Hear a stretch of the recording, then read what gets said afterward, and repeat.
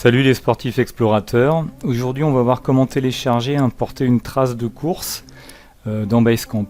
Alors pourquoi? Déjà pour la transférer dans la montre, c'est ce qui nous servira à suivre la trace. J'ai fait une vidéo à ce propos, comment transférer une trace dans la montre, je vous mettrai le lien à la fin de cette vidéo. Alors à quoi ça va servir? Principalement pour pas se perdre sur les grosses distances, genre UTMB, où vous pouvez éventuellement vous retrouver de temps en temps seul, et aussi éventuellement pour voir ce qu'il reste en dénivelé. Voilà, je vous ai mis un petit exemple là, qui s'affiche à l'écran, de ce qu'on peut retrouver comme indication sur la montre. On peut voir sur l'exemple en vert ce qui a été parcouru, et en bleu ce qu'il reste à parcourir. Ça peut être utile pour une meilleure gestion de course. Voilà, donc comment faire pour télécharger? Il y a un site qui est dédié à ça, c'est celui-là vous pouvez voir ici, RunTrail, où vous pouvez trouver toutes sortes de traces. Bon, bien souvent c'est quand même les plus connus, je vous ferai voir après comment trouver des traces sur des petites courses qui sont un peu moins connues. Donc là on va carrément aller sur l'UTMB pour télécharger la trace. Donc là vous tapez une recherche. Là vous avez toutes les courses qui s'affichent, donc on va faire, on va aller chercher peut-être la TDS, tiens on va faire. Donc vous cliquez dessus, sur la TDS, donc là il y a le descriptif.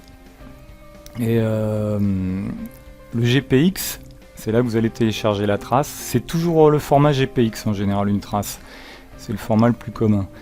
Donc là on va le télécharger, hop, GPX, on voit qu'il arrive ici. Donc maintenant on va aller dans Basecamp.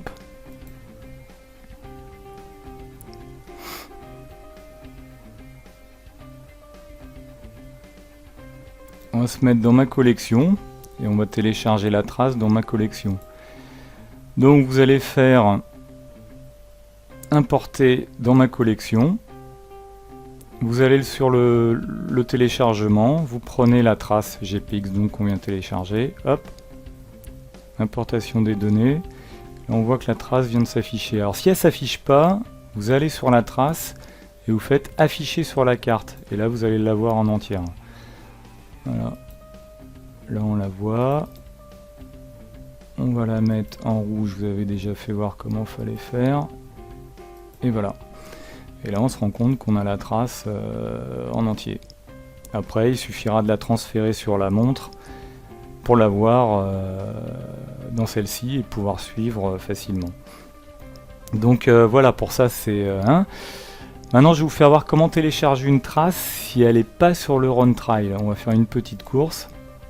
On va faire la course des 4 châteaux par exemple.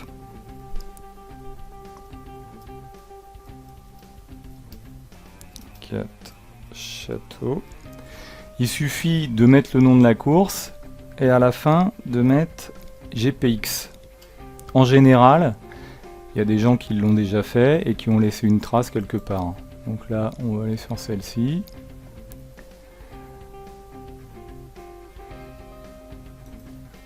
Là, ça y est pas. On va plutôt faire celle-ci.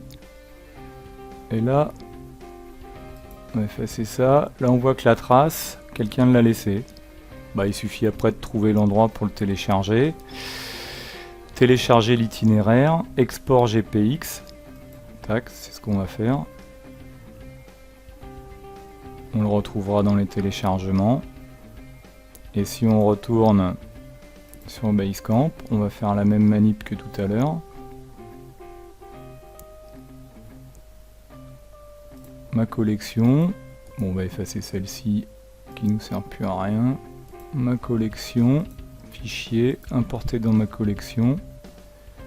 Mon parcours, bon il ne l'avait pas nommé en parcours des 4 châteaux. Là on voit qu'on est encore sur l'ancienne trace. On se met sur mon parcours, affiché sur la carte. Et là on voit qu'on a le parcours des 4 châteaux qui suffira de rentrer dans la montre également. Voilà, c'est aussi simple que ça. Si vous avez aimé, n'oubliez pas de mettre un petit pouce bleu. Et je vous dis à plus tard les copains. Salut!